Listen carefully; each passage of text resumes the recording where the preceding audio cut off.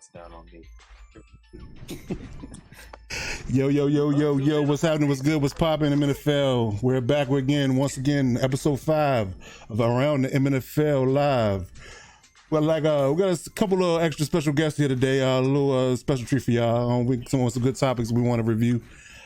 Starting off, going left to right, we got Corey Francis, owner of the Saints. Say what's up, Corey. What's up, player? How you doing, man? All right.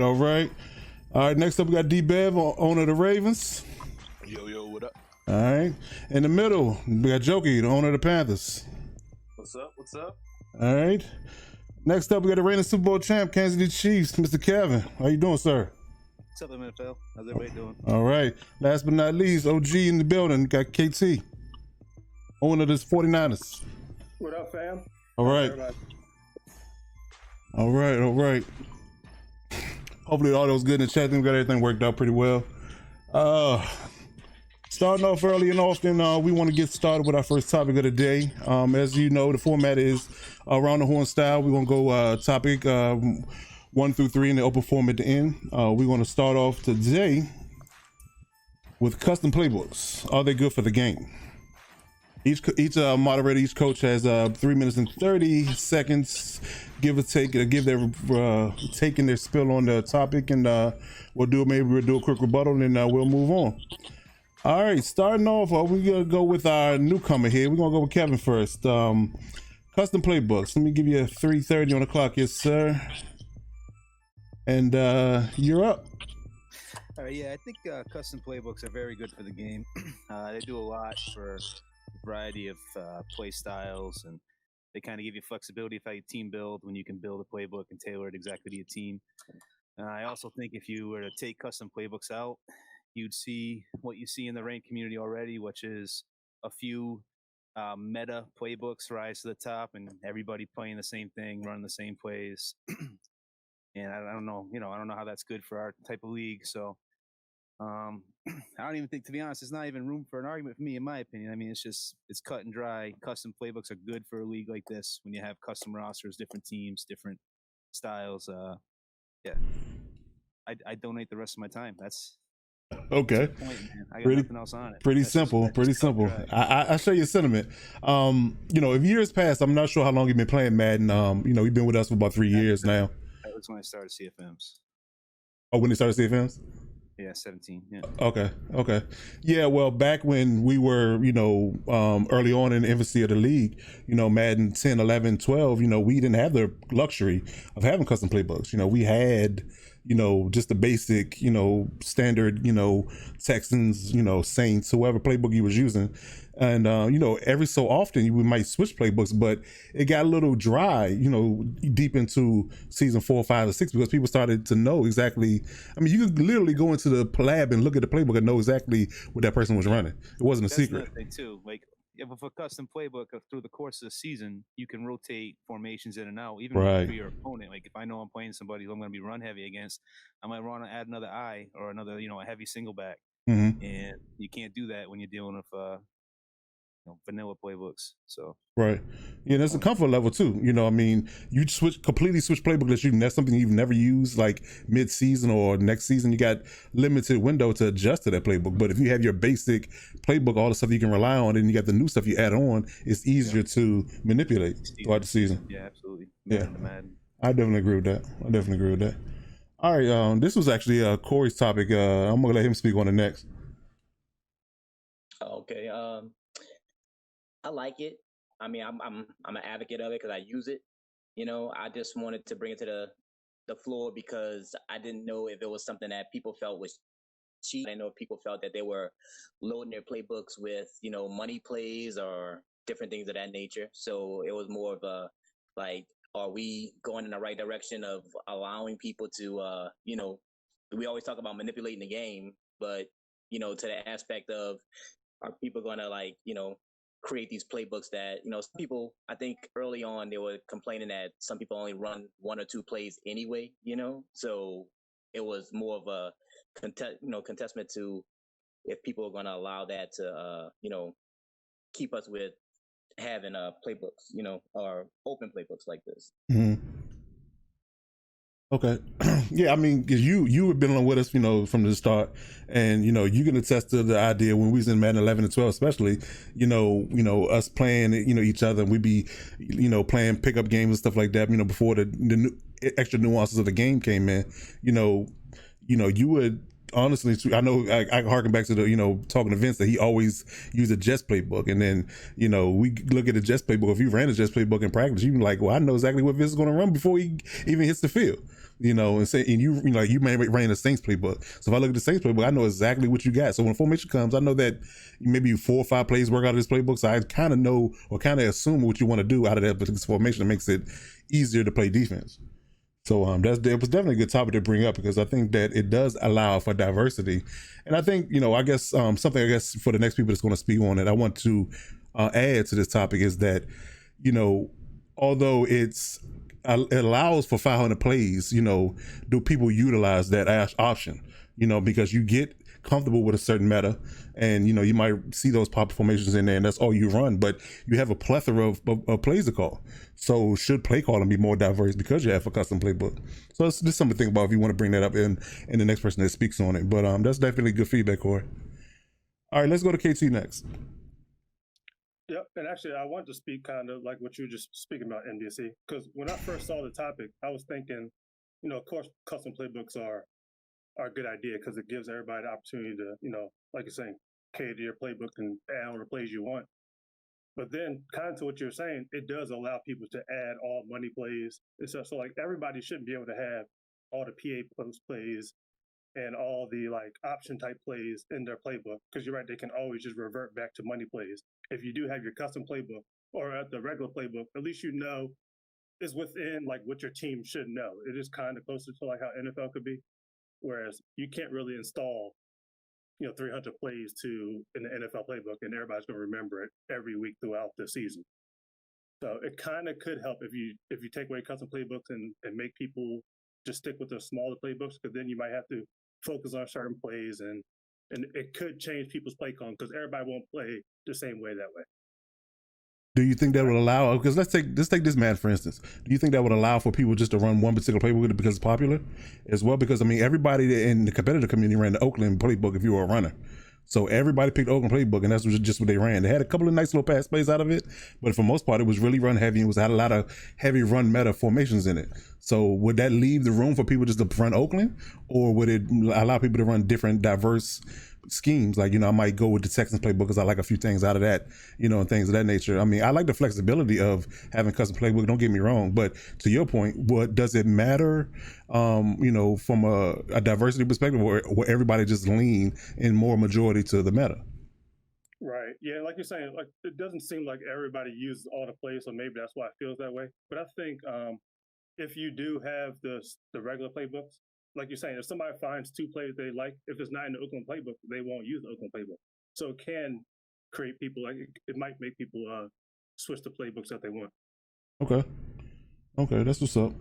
Yeah, I mean, I like the idea. Well, actually, even to the tweaking to that topic that you brought up, or that opinion you gave, that they also have the live playbooks too. So they added things in the live playbook that's not in the base. So that's a trick, and it's within itself. So am I running Saints live or am I running Saints base? Because Saints base has one particular set of formations, and Saints live has I want to say like the Taysom Hill package and a few other things in it that aren't in the basic package. So that could allow for some diversity as well if you just ran basic playbooks.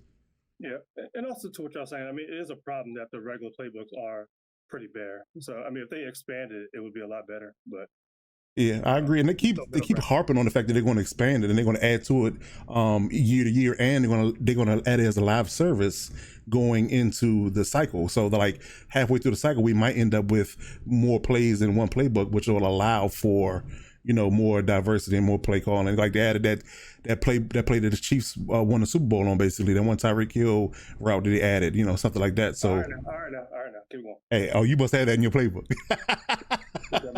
Oh, my bad. It was against the 49ers. I'm sorry. That's why. My bad. I wouldn't take a shot. So I was just saying that's what they added. That's the thing stuck out in my mind, that there was a play that wasn't in the base playbook that they added, which made the playbook more viable. That's all I was saying. All right, so let's let's move over to Jokey, and then we'll finish up with D-Bev.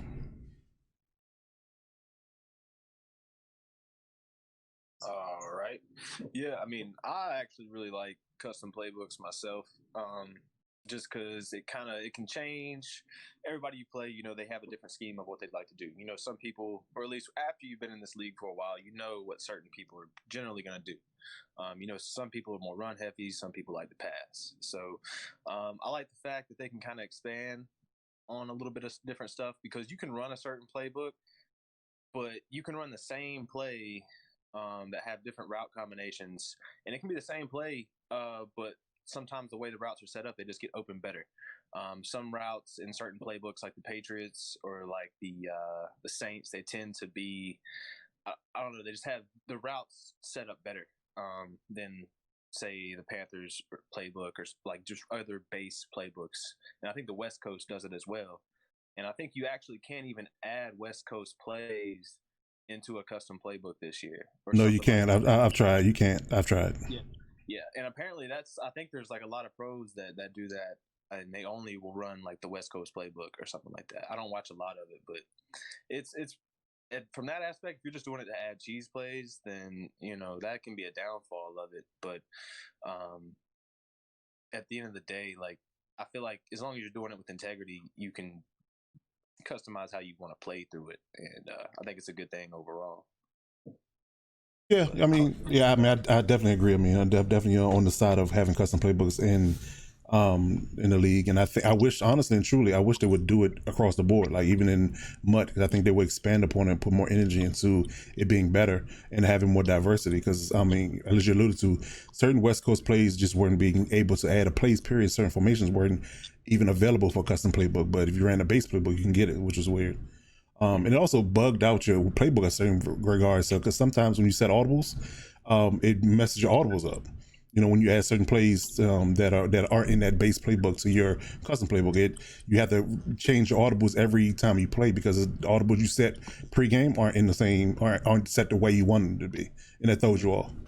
So I mean, they need to fix that aspect of it as well. But I also wish they had a better hot routing system, like almost to the point where if you could set your hot routes pre-game, because everybody doesn't want to run a streak in a slant. You know what I mean? Like if I want to have a certain set of hot route audibles, I should be able to set that pre-game. So if I want to use a post corner or a flag as a hot route, I swap out my slant for a post corner or a slant or a post, something like that. And that would be my set, going into that game. So I know going into that game, I can change this route combination to this and this route combination to that without having hot route master, because hot route master, is damn near impossible unless you had a quarterback out of the box that can get it to have it. So those, or you had a wide receiver that had their route cam. So you couldn't get those things as well. So I wish they would add something like that to add more immersion, because I think that would open it up too. Because just like Jokey alluded to, certain plays just suck out of the box. If you could change a route here or there, one change of a particular route would make that play viable, and that would be a way better experience than it would be if you had the base stop play and you had a whack hot route. Yeah, and actually, can I add to that, MDC?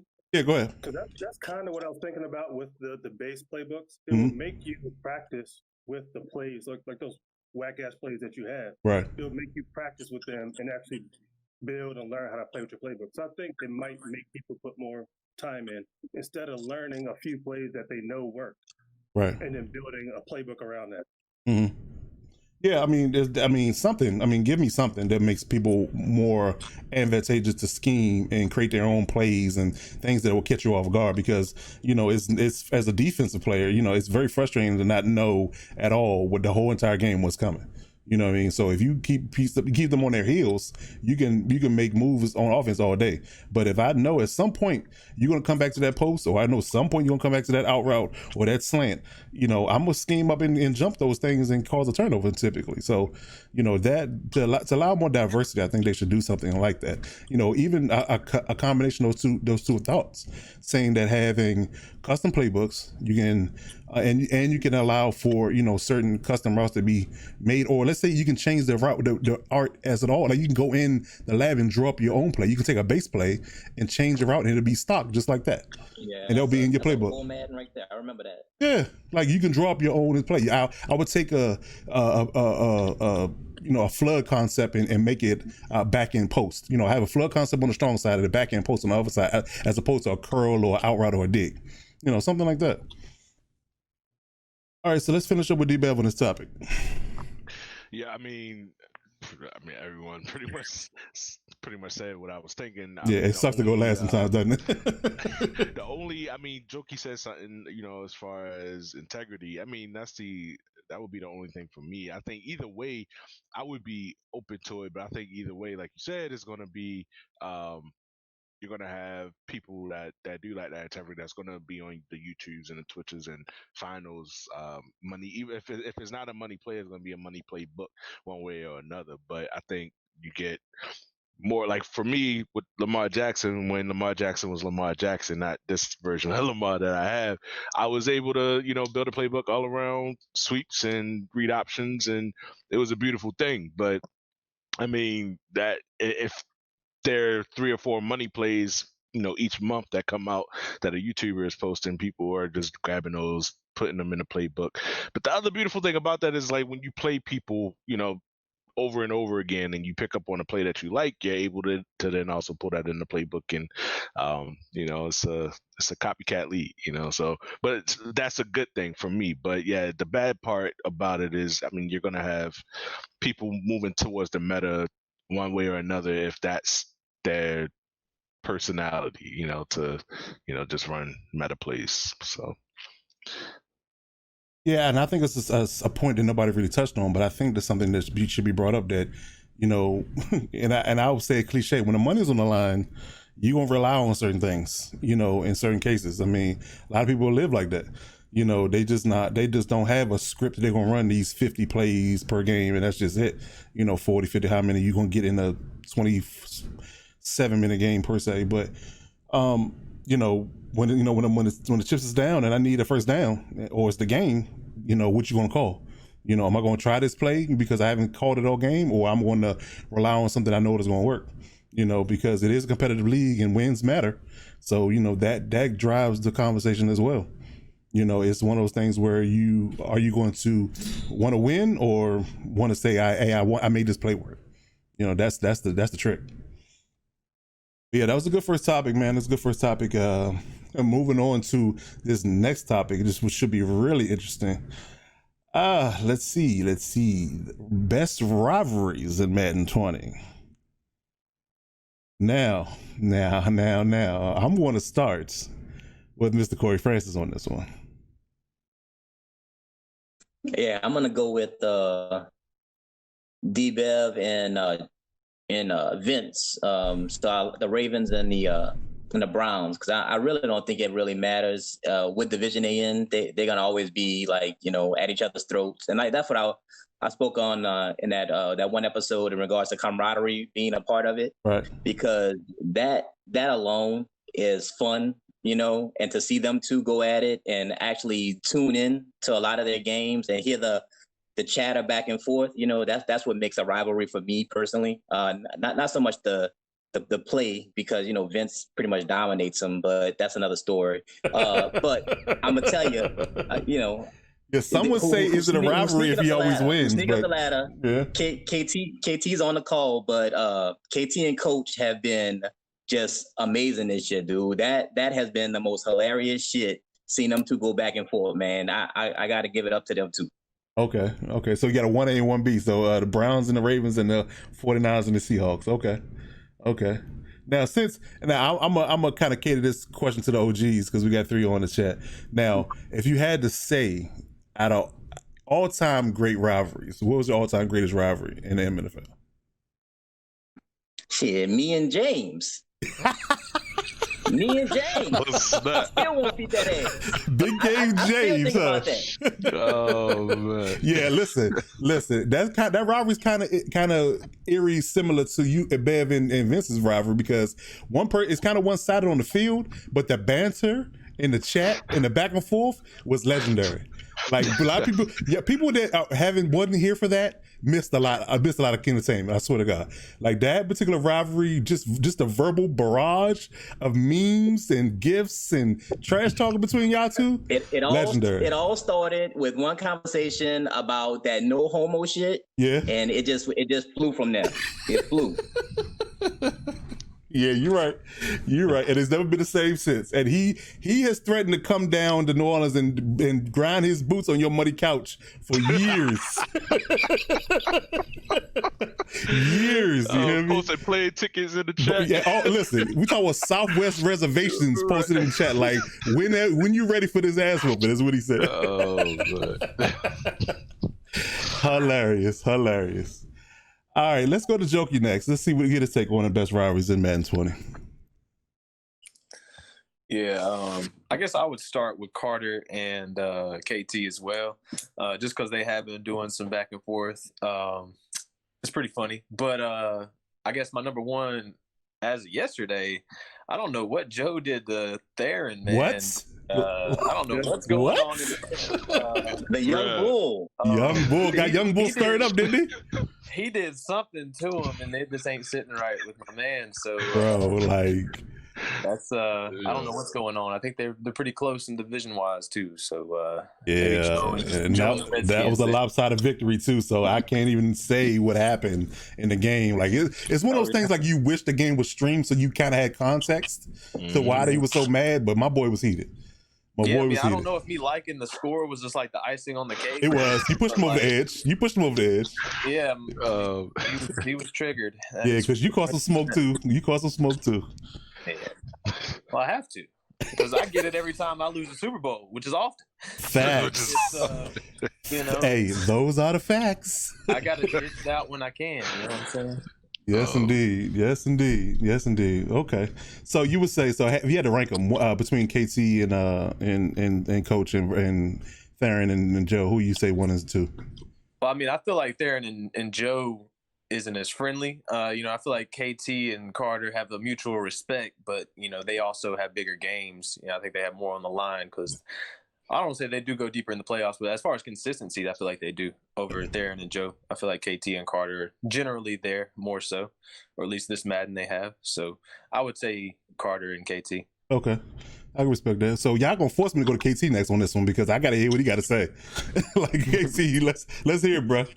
Hey, bring it. And actually, I was about to say my biggest rivalry is everybody that's under Jokey against Jokey. Like all his folks going against him. Always calling him out and then going back and forth. Right. Jokey in the revolution. Like they seem cool until the end. Like, the end of the season is when they all go off on each other. No matter what, Maisie, Spazzy, it doesn't matter. They all disease just be fighting. You ain't lying, KT. You ain't lying. Nigga say all disease. So at first I thought Theron was still going at Jokey a little bit. I knew when he called him out. But I kind of saw the back and forth going with him and Joe. I think it started like last season. It did. It did. He said Jokey in the revolution. but yeah, for real, much respect to Carter though. We do have a lot of games like that, and even we talk trash in the chat, but we also do it in the PMs too because we are competitive, but we do have respect for each other in our game. So I guess you can tell it, and that's like what Corey's always saying. That's why I enjoy having somebody like that in my division because it does make Madden fun, and it just makes it better to go through all these seasons. So I do appreciate that. The Vincent D-Bad one is always classic. And I guess my classic rivalry, it's just me and Tayo. Like, yeah. Fuck that guy. Oh, like, wow. Still? Like, 5 years later? Always competing with him. Yeah. It's always a battle with that dude. And no matter how good or bad he playing, you're never going to be a slouch game playing that dude, man. Yep. Never going to be a slouch game. It's crazy. I mean, for this Madden, I thought I had a little more rivalries, but I guess y'all let me off the hook because really, they on the call now. But like Jokey and Kev could probably be talking more shit to me. Well, Kev hadn't gone yet. Oh man, They know, like when we're talking, I mean, it's competitive, so I'm ready to win. But yeah, they got me this Madden, so I'm gonna come back on. I dig it. And you probably play Jokey way more than you play Kev, so yeah, I get That's it. what it is. Y'all play Kev like twice, but yeah, me and Jokey definitely. That's probably my biggest rival right Them now. playoff games be rough, bro. I gotta tell you. I don't. For some reason, every time I play KT in the playoffs, man, I get like 3 pick sixes. Wow. It's crazy. Or the fumble. It's just crazy. Like before, it was all Luke. Like Luke would kill me to start, and it was just a battle. But then, yeah. So even post Luke, all playoff games up until the Super Bowl, then it just goes in the opposite direction. Wow, it's like the Madden hates the Panthers. Yeah. Oh yeah. wow. Okay. All right. Let's go to Kev next. Everybody already got a lot of the good ones, and I do want to add something though to the Joe and Theron thing because I do think 5 deserves a place now. I think that's a little bit of a 3-headed rivalry going on out there. I would agree. Lately, they've been throwing shots at each other for 2 seasons now. I feel like there's a lot of subtle jabs going on. A lot of 5 talking about the young folk in the league. Being very vague about those young folk. We know who you're talking about, 5. But outside that, I think somebody else touched on it too. I had Jokey in the whole NFC South every season because I know they all hate his ass out there. Oh, got to. He just wins every season. Right. Man, the dislike is real, man. Let me tell you. Deep Evan Jarrell, obviously. I mean, that's great. Who doesn't miss that? And I would say, me and MDC, we keep it real professional in the main chat. We don't ever go at each other, but I think it does get a little heated when none of us like losing to each other. No, I hate losing to MDC. I know he hates losing to me. Yes. And we play each other a whole lot this season. Right. We love at least 3 times a year, practically. Games. Yeah. We're up on 20-something games. So, I mean, there's some point. I don't ever want to see him again after this season, to be honest. Right. Like I'm almost glad I could pick behind you, so I know where to go. Like, you know what I'm saying? Like, if you end up with number 1 pick, I'm like, all right. I've got it as bad as I've given it. Right. Yeah, I'm surprised nobody actually mentioned our rivalry. I mean, just the accolades. That was going to be mine. That was going to be mine. Yeah. Okay, well, all right, go ahead, D-Man. about that. It's a quiet one. We don't really talk in the main that much. I think that's what it is. Well, I don't think we do a lot of talking. Period. I think we settle on the field typically, so I think that's why it's quiet. Yeah. That's probably what it is. But yeah, that's it. Outside of that, I mean, there's a lot of good ones. I'm sure I'm missing some. I mean, KT and Carter's great. Proto against Common Sense. That's a great rivalry. Proto against the world. That's what I know. Taking my joy, Proto versus everybody. This dude starts rivalries with any and everyone. Proto and whoever he beat last week. Right. That's it. Oh, that man. covers it for me. Okay, cool. I don't want to steal all Bevs, so we go ahead, Bev. All right, Bev, you up. Yeah, no, that was it for me. I had Kevin at MDC. It seems like every year, like for this Madden, it's been y'all either been like 1 game behind each other for the whoever takes the division. You know what I mean? And somebody in the wild card with like a 13-3 record is kind of crazy. I mean, me and Darrell, I think that's always going to be as long as we can get Ravens and Browns. But yeah, that Protos versus everybody, this dude legitimately puts a mark on his back. Like it don't matter who you are. You could be Nice Mike. You know what I mean? he will Anybody can get it. Anybody can get it. Anybody. Yeah? It's crazy. Proto beat Compies and come out with his chest out in the chat. Exactly. He got beef with people in the beta. You know what I'm saying?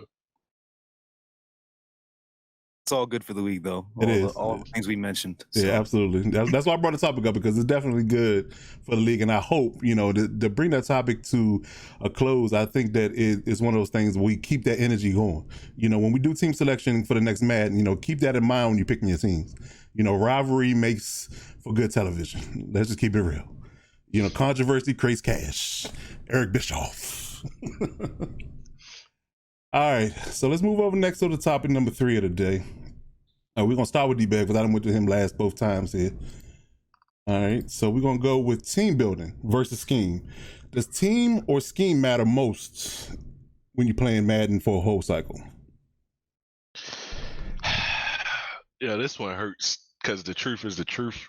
I mean, the fun in it all is building a scheme. I mean, and realistically, it should be that the team and the scheme are like, the same. But unfortunately, with the introduction of X Factors and superstars, it's become who can acquire the most, and with a certain type of ability, and it doesn't matter if they pitch a team or not. Like oh, they got a crazy ability, they got jukebox, and you like to run a power run scheme. I'm getting them just because, like that's the meta.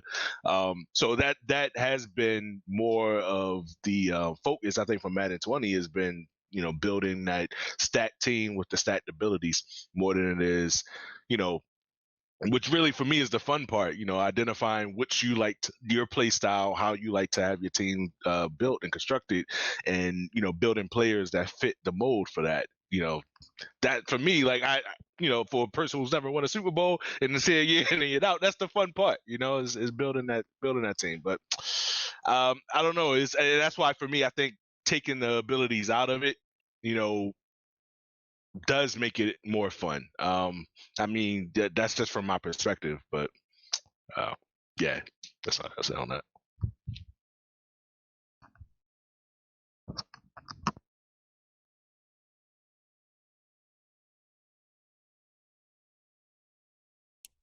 So where's MDC? Oh, I'm sorry, I was on mute. I wasn't trying to take Bev shine.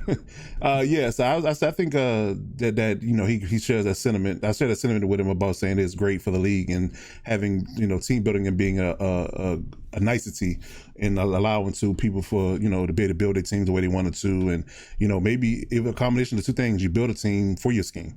Versus having a scheme and you just have players that running that scheme. It doesn't matter who they are.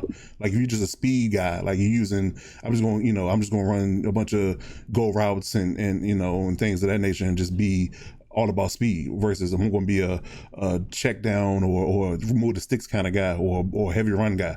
What those things, may not matter if you're just a scheme guy, but if you're into team building and building, good high overall people from rookies, 60 overall to making them 80s and 90s, I think that adds a great aspect to the league, and it definitely makes it interesting because it can get mundane because we don't have the ability to get new mud cards and new content. Only thing we do is get a new set of rookies, and who knows whether they're panned out because the rookie classes this year has been like it ain't been plentiful. Like you got a few gems here and there, but I haven't looked forward to the draft as much as I had in past Maddens, because you just really never know you're going to get. Because I mean, I've done these rookie premieres and previews and stuff like that, and none of these people, with the exception of one or two people, maybe a handful, maybe one through five, have been like game changing people and people that have had impact in the league and has gotten people places. So I think team building, trades, and all that good stuff is definitely something that adds a great layer to the league.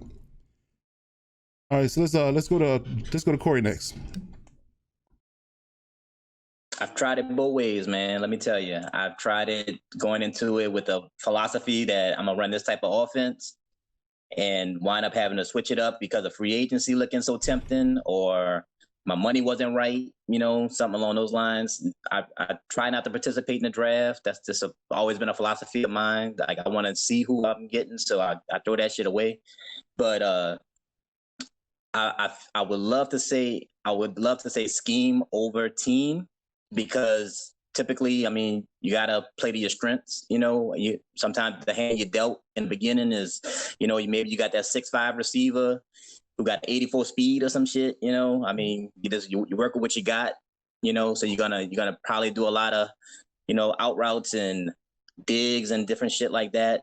Versus posts and stuff. So I mean, I've tried it. Like I said, I've tried it both ways, man. And like this year, I have all speed, so I'm trying something new, and I got my ass handed to me last game because I tried to do too much. I got too many toys. So I'm trying to put it together.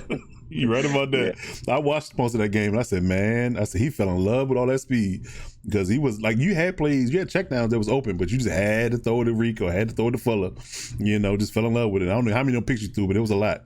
Like even to the point where that gift Vince posted talking about everybody gets to pick with Oprah background. So yeah, but I mean, outside of that, I mean, that was the only blemish you really had on your record. So I mean, it's been working for you so far.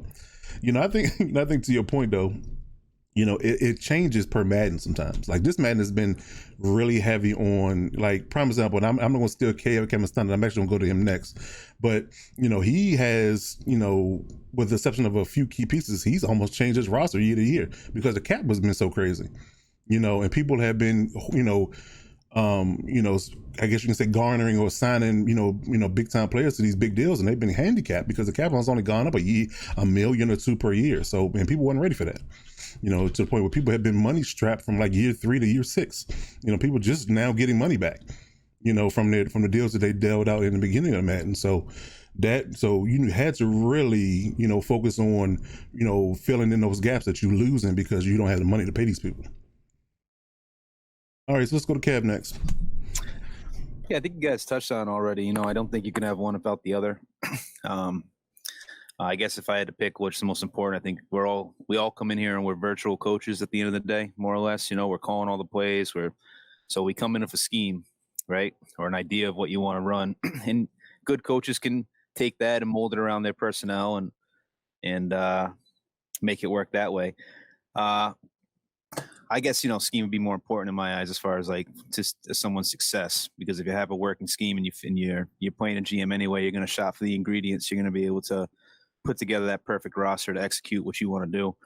It might take a couple seasons, but it does. The team building, obviously, as you mentioned, MDC, in a game like this where the cap is such an issue, it definitely took some foresight, and I got myself really lucky because I resisted the bait. I let guys like Darren Lee and Chris Jones and Mahomes and Sammy Watkins and, all these other guys walk, Travis Kelce, guys that I would have loved to keep. But you kind of see it coming with these deals. You start getting 5 or 6 years down the deal. Everybody's making $20 million by the time 2023 runs around and you have no cap. Yep. And I got myself lucky because a lot of y'all had that problem. And I just said I was coming in with deep pockets every free agency, just taking everybody's castaways. And it worked out really well for me. And I think somebody might have alluded to it. My team, I've had some huge turnover outside of Abraham, my halfbacks, and my skill positions. I just let the offensive line, it's a constant rotation, defense, constant rotation for the most part. So I guess what I'm saying is they both matter a ton. You can't succeed without one. Yeah, that's a great point.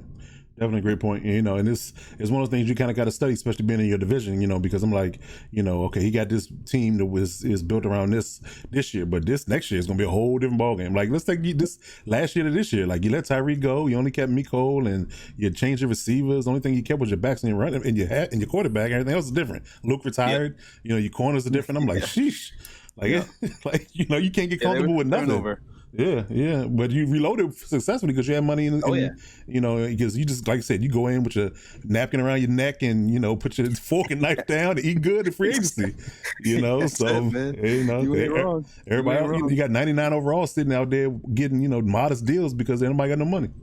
That's what I'm saying. Yeah, signing these people for half of what they asked for in the re-sign period. So. There it is. Everybody learned that too late. Because once you start to have money, we was getting toward the end of the cycle. So quarterbacks killed this. Quarterbacks killed it too, right? You've seen the quarterback salary just jump up so high from the Cousins deal and all these other things that have brought it from where $20 million was a well-paid quarterback. Now they doubled that, and the cap doesn't reflect it. The cap didn't grow with that number. Mm-hmm. So once you get a quarterback in Madden, if you sign him, I hope you got rookies everywhere else because eventually that money's running out. You're right about that because I don't know, and I think they did some tweaking. I was reading on Full Vert's Twitter. They were going back and forth with the EA reps, and they did a little bit tweaking for the cap next year. But I'm still looking at Mahomes' deal like he's the latest and greatest deal that he has. And whoever picks the Chiefs, once that deal kicks in after his second last option year, it's gonna be crazy, man. It's gonna be crazy. Yeah, can they re-sign Chris Jones too? So you stuck with him and Chris Jones already? No. Crazy. Well, that's the thing, right? NFL teams, real teams, they have ways to make the cap work for them. Right. Whether it's guaranteed money and different ways that they kind of move the money around. I know the Patriots did it with Brady for years. They'd free up money right before the season started by converting this to salary and this to bonus, whatever. Right. And we don't have those tools. So we need them. We need them when we badly. put a deal out, we're Laziness. for better lack of the word, we're fucked. You know, once we get a deal, that's You're it. stuck. We're paying that money, That's matter it. what. That's it. They talked about doing restructuring, adding that to Madden, but who knows if we'll get it. But it is sorely needed because these mega deals coming out. Mahomes signed his and Chris Jones signed his and Bosa signed his. A few other people, got mega deals, and you still got Clowney out there lining the weeds. They ain't signed with nobody, so who knows how much money he gonna get. Yeah.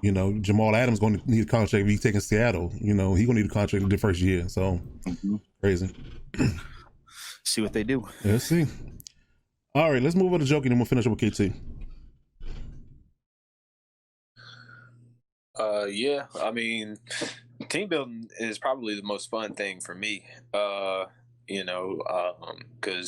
I was my whole philosophy of trading Cam this year was to get a young. Thank you, by the way.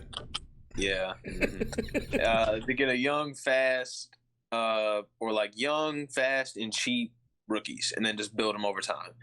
Because I feel like speed kills in Madden like it does every single year. So I just try to get young, fast people and build them up because they're cheap and it's like less XP to build them. But I couldn't actually re-sign my quarterback until after the season, and I had a great season. So he was a rookie, so it ended up costing me a lot more money. So I couldn't sign a bunch of people. So it kind of set me back a lot. And then not wanting to let go of Luke for so long, that was expensive. So, I mean, the contracts are really, really high, and it just doesn't have a lot of cap to play with. At least I haven't. I know some of y'all have, but I didn't manage mine too well at all this year. Because usually I'm better about it, but I just got greedy with the players. But as far as the schemes go, I know they have like preset schemes that you can already pick. I wish you could kind of like customize it exactly. Like, why do I have to have a power rusher at this position when I agree with another that. speed I rusher? agree with that. Just to get extra XP, I'm going to convert this guy here so I can build him up quicker.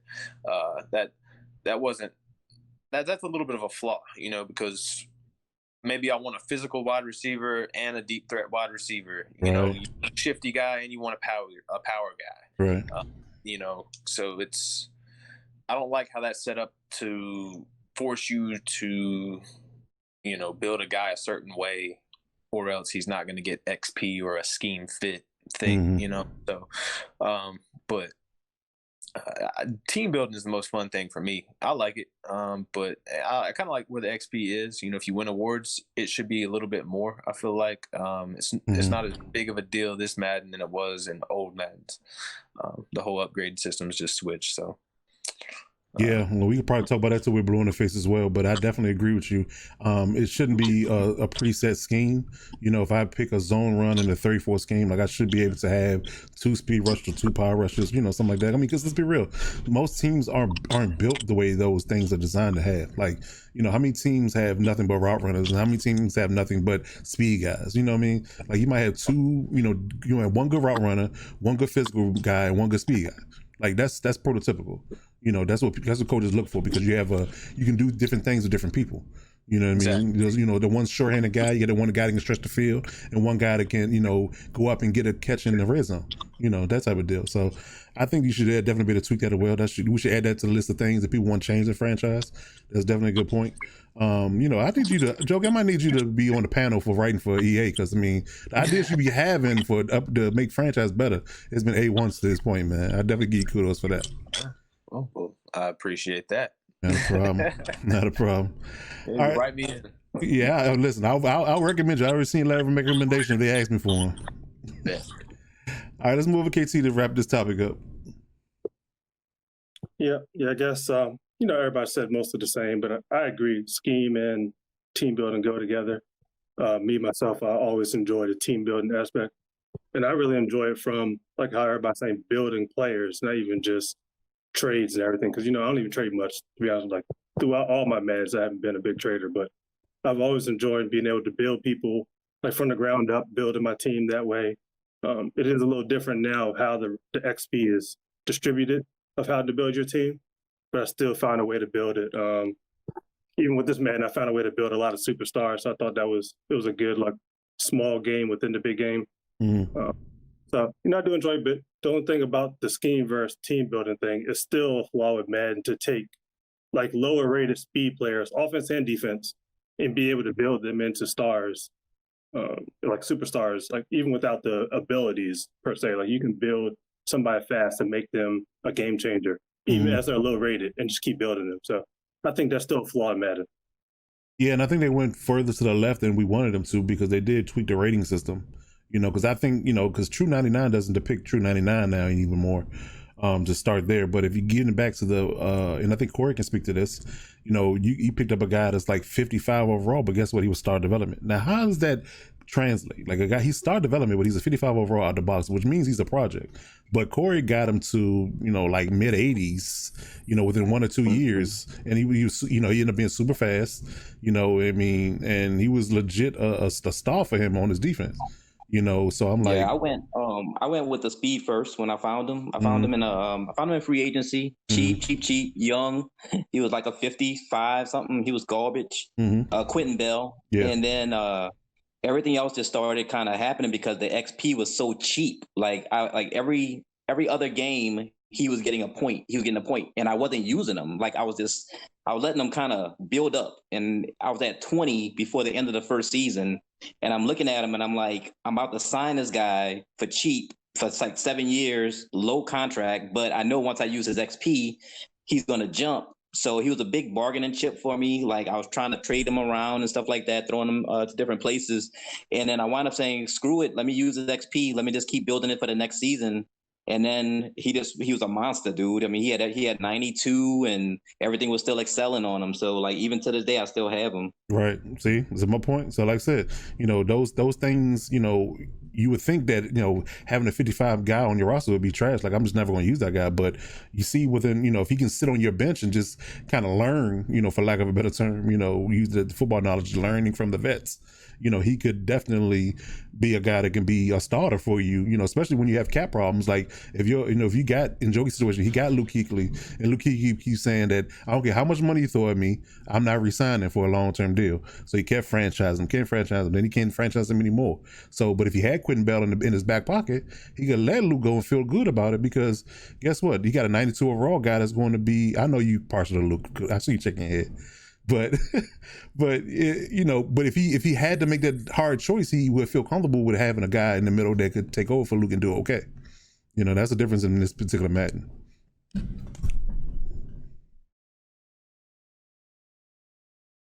All right, but yeah, that was definitely a good segment.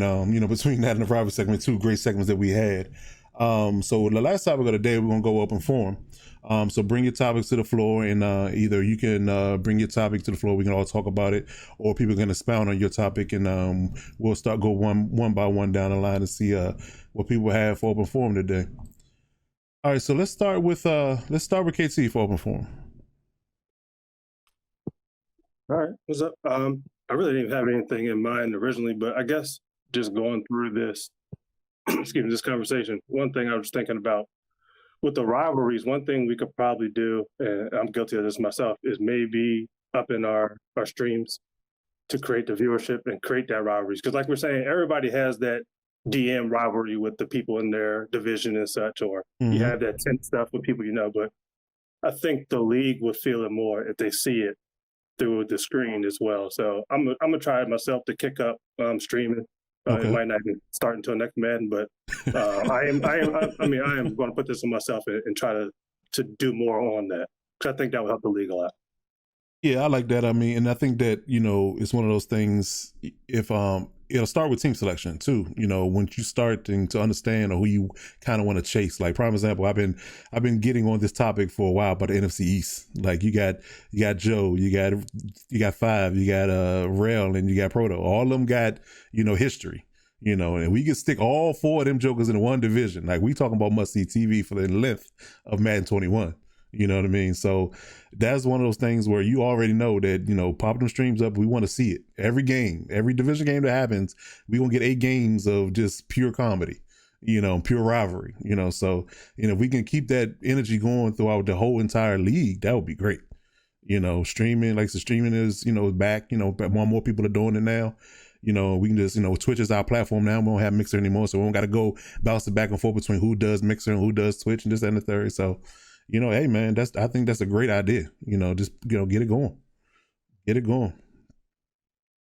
All right, let's go to D-Bev next. Yeah, I'm actually shocked you're in support of that, MDC. You know what I'm saying?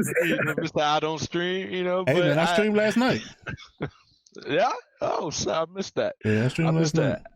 I mean, I do like that. I mean, for the good of the league. I think my my topic, or my thing is, I'm sick and tired of being sick and tired, and I'm sort of like giving up hope on EA. It's like, do we ever think there's going to be real change in regards to how franchise is handled, or how development in franchise, or improvements in the franchise product is going to transpire? I don't know, and I'm just tired. I'm tired of getting my hopes up year after year.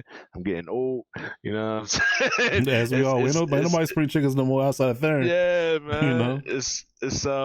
It's disheartening, man. Like, it's a game that we all grew up playing and loving, and it's just at a point now where EA has gone to a route where you can't blame them. They're business, they're making money, but we feel left behind, and it's like you can want something to change as much as all day, every day, but that's doesn't mean it's going to happen.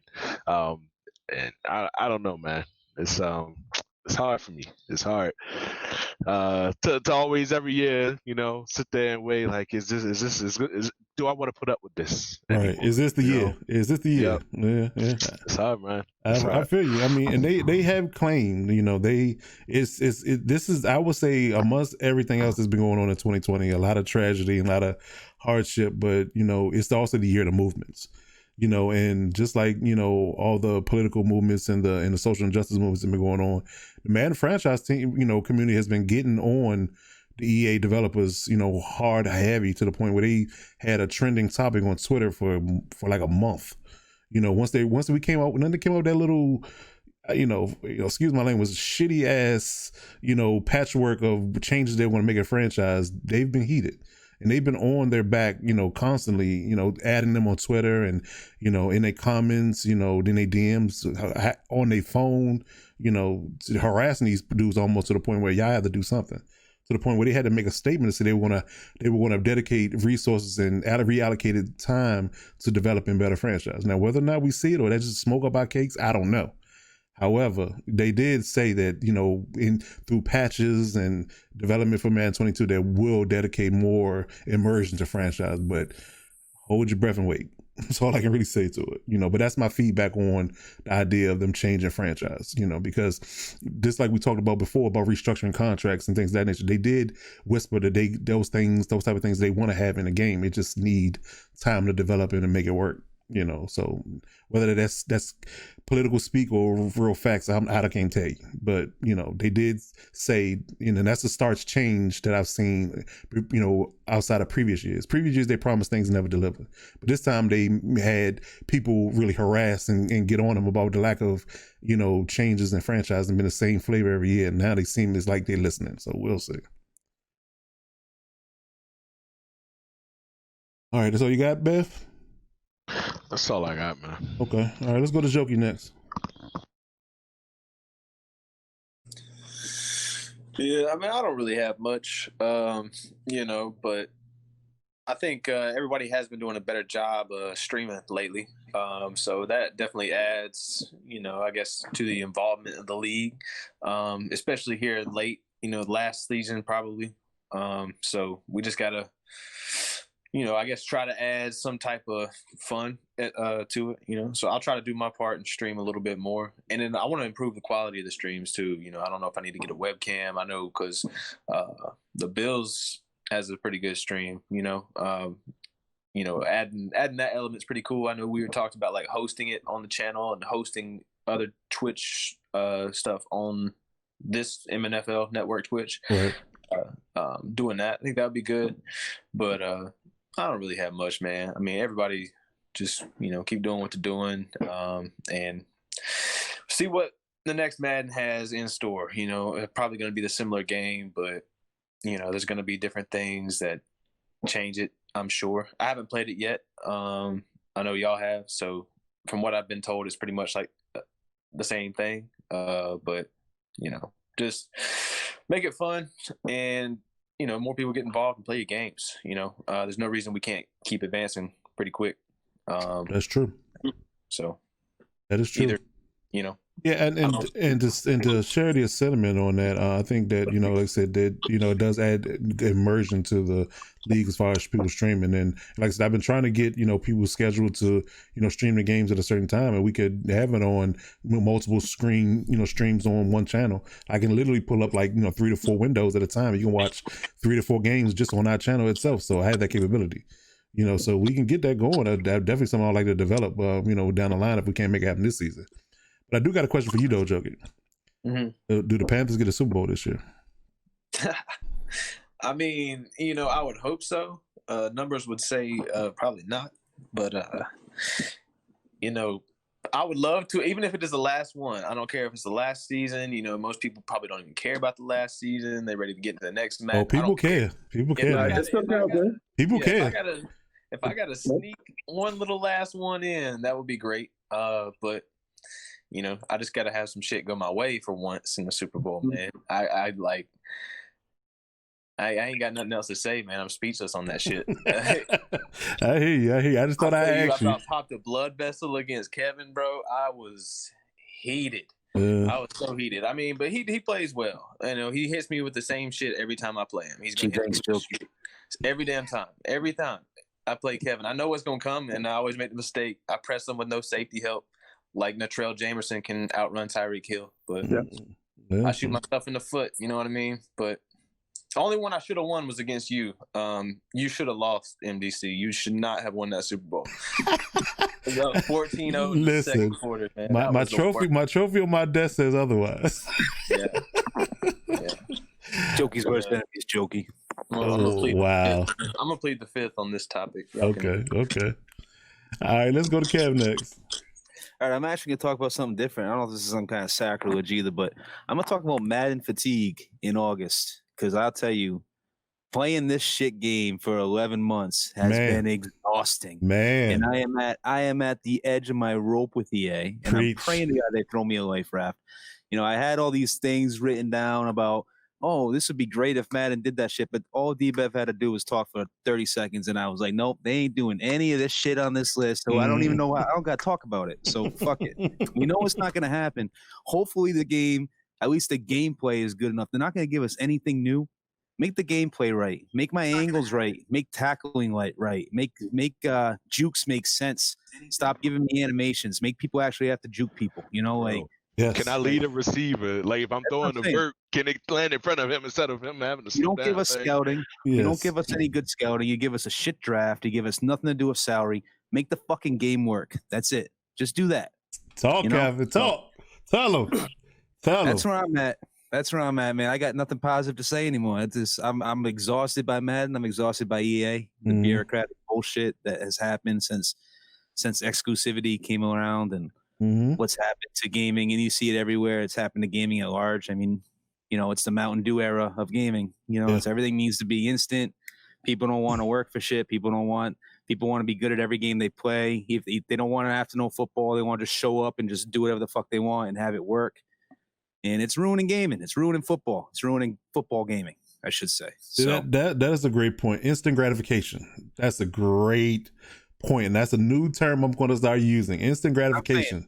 Hold on. Instant gratification ain't the same as me throwing an 80-yard streak against your cover two. You keep running out against me. So not you guys, not you in particular, but anybody in general. That's for everybody. Okay. I learned my lesson first season not to play cover two against you, so I know better. But anyway. But yeah, I listen, that was some real MNFL sermon you just laid on us right there. That's good stuff. And I tip my hat to you. That was a great coach speak, because that's the sentiment and that's the energy that a lot of people are in the CFM community have been preaching to them, and that's why they're upset, they're mad, and they're tired of the same shit, and that's just real. Can I ask you something, MDC? What if 2K comes up with some really good 7-on-7 mode or some stupid shit like that? Like, I mean, you want the 11 on 11s. Obviously, you need that like to make it sim football. But Mhm. I mean, at what point if 2K puts out a better product where it's actually I don't know. Like I don't know, man. And I'm concerned that they will. Push Like, Madden needs. yeah, I mean, it's one of those things that, you know, even if they can just come out with something that's just a better experience overall from a gameplay perspective, it's smooth, there's no bugs like EA has and this and the third, and they got to keep patching it. You know, that should put the pressure on them to say, if y'all lose this license, y'all in trouble. So, which should put the pressure on them to say, I gotta put a better product out on the field, or I'm gonna lose this deal. When the new 2K is good. Yeah, 2K's game isn't good. We are doomed. I know we're screwed because Maxim Football and Axis Football, they got stuff out there now that's doing things that people are saying it's good, but it's a small market. You know, it's the graphics too. They don't have the they don't have the engine behind them to give something that is worthy of my a $500 console. Right. You know, put 16 bit graphics on that shit. Like you right. Super Nintendo like it's TurboGrafx 16. Yeah, I get it. I definitely get it. So yeah, there's definitely some great points. And like I said, the instant gratification of society, everybody wants to be good. Turn it on. I ain't got to do no work. I don't got to put no time in. I mean, you know, going back to the days, early days of we playing video games, when you had to put hours and hours and hours in to a game to be good at. You know, you wasn't going to pick it up and you would get frustrated because you try to pick it up and play with people that've been playing for hours, you would get smashed. That's just simple. It's just simple. So we need to get back to that, being a competitive, work for it, earn it type of game, and we'll be better off, just as a whole. Agreed. All right, so let's go to KC next. I think I already said my part. Oh yeah, I'm sorry, Bev. I'm sorry. Let's go to Bev and go finish record. Yeah, I said mine too. Yeah, I'm lunching. Who hadn't gone? Oh, Corey hadn't gone. Okay.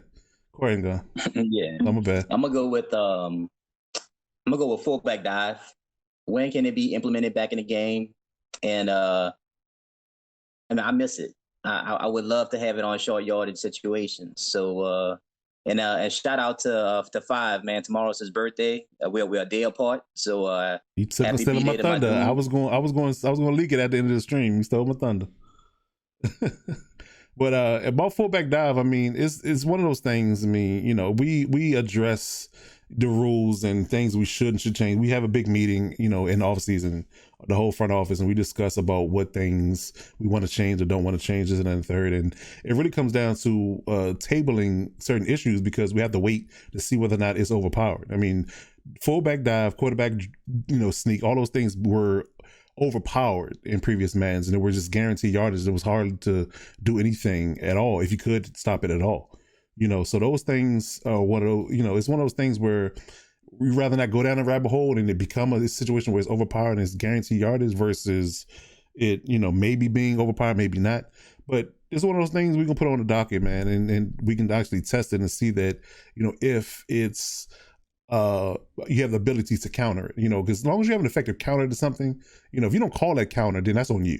But if there's an effective counter to something, then yeah, it can be allowed, because it's just like regular football. You do one thing, I should be able to counter it. You know what I mean? But if there's no counter for it, and to be real, this Madden was not the Madden to ban it, to unban it, because the running game was already overpowered to begin with.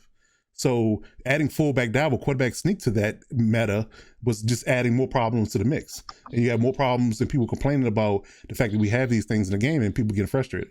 So with the D-line getting pushed back 2 yards every clip, for the most part, when you're running the ball, especially if you run the ball straight ahead, adding a fullback dive or quarterback sneak to that would just be more problematic. But if the running game is more balanced next year and you get pushed from the D-line, you get stalemates in the hole in the line of scrimmage and things of that nature, and we can stop fullback dive without having to heavy blitz or run commit or do things that would leave you vulnerable to something else, then it can be allowed back in. And I don't have no problem with that at all. But like I said, we'll discuss and we'll vote on it amongst the panel and we'll figure it out. But those are reasons why those things have been banned in the past. Well, we talked about it too a little bit, right? Like, even if I think it's determined that it's still OP, I think there are situations where it can or should be allowed. Just my opinion. For instance, if you're on your 5, like you're in a situation where you could have a safety. A lot of times, because we can't run, right. And it's like the end of the quarter, like just the half, right? If I just want to get out of the second quarter, I saw a couple games this year where, players are forced to have to run plays and, they end up with either safety or, pick six, whatever, just because they can't, run the clock out. you Right. know, what a fullback dive or QB sneak is. So Yeah, man. Cause I see a lot of like I'm not gonna call it a engaged 8 or nothing like that, but I see where guys can pretty much know like if I need an inch, but my running back is 5 yards behind my quarterback, they gonna bring the house, you know. And 9 times out of 10, that dive's not gonna work. The trap's not gonna work. I'm trying to stretch it to the outside for an inch, you know. It just some perspective of it is just like, damn, I wish I had that fullback dive. Right. Yeah, I definitely get the sentiment. And obviously, I'm not against it at all. You know, it's just one of those things where, you know, we have to add that to the list of things we want to test, you know, to make sure it's not. I mean, and it's one of those things that has to hold up over time because, you know, at launch, it might not be OP, but they might patch something and change something to the run blocking scheme or whatever, or block shedding, you know, that may allow for it to be OP. You know, so we have to monitor that as well. So, you know, it's one of those things where you just rather not deal with it, like I said, than bring it back in and have to ban it mid-cycle or, you know, and people forgetting, like, oh, is this allowed, is this or not? Because, you know, people in the league are forgetful, you know what I mean? And I think sometimes they're purposely forgetful, you know, when I say, okay, yeah, let's allow quarterback sneak, you know, for one season, then we get a patch and then all of a sudden quarterback sneak is OP. Okay, quarterback sneak's banned this season. And we get 4 or 5 games, people run a quarterback sneak before we discover that, oh, it's banned again, my bad. You know, the whole, you know, like I said, I think you're purposely forgetful in that regard because you just want to do it. You know, they say, oh, my bad, I forgot I didn't read rules. You know, I mean, it's not an excuse. You should know. You know, not paying attention is not an excuse. You know what I'm saying? It's like knowing the law and breaking the law, or not knowing it's a law, but you broke it. And that's, you know, but you should have read up on what the laws were before you decided to do it.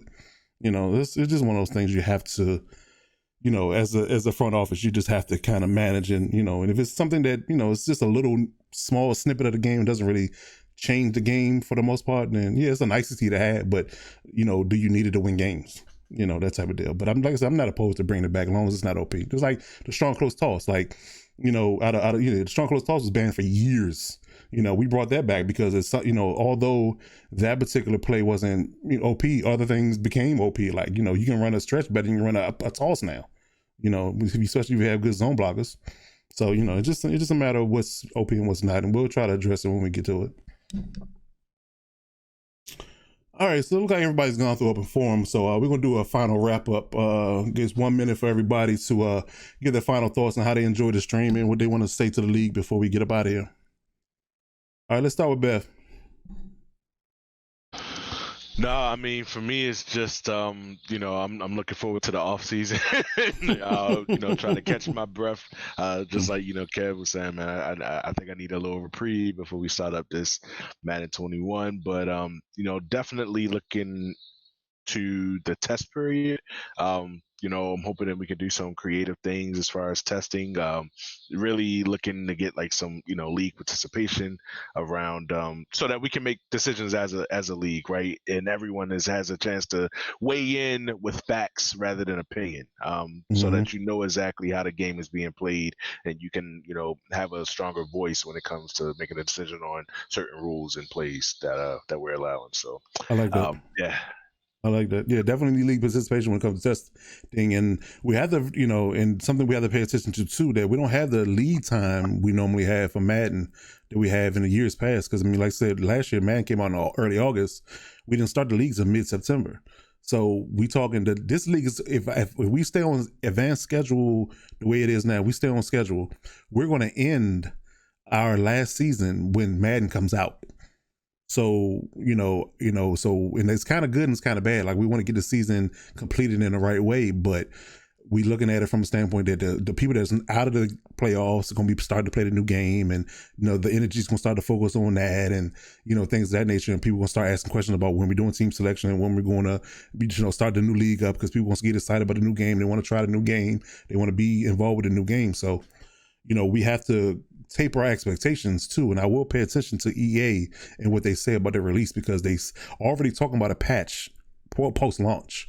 So I definitely don't want to start a league. If they're going to do a introductory patch, I want to start the league after the patch is out.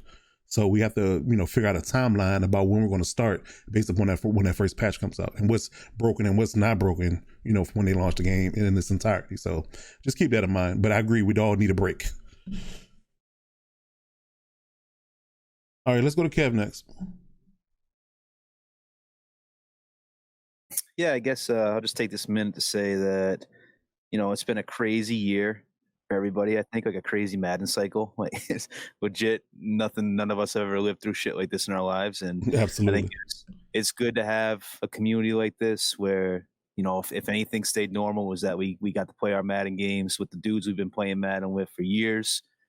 People who know about each other, people who we've come up together. So I think it was I'm thankful to have a community like MNFL around during times like this. And I guess I'll just shout out Bailey and my new goldfish Goldie, who just came home today. So what's up, Goldie? Okay. Here we go. That's it. That's what's up. That's what's up. All right, let's go to KT next. Oh yeah, I appreciate being on the streams.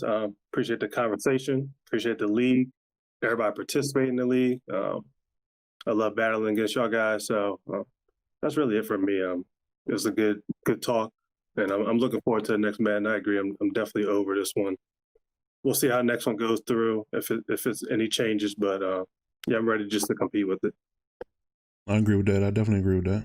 All right, let's go to Jokey next. Yeah.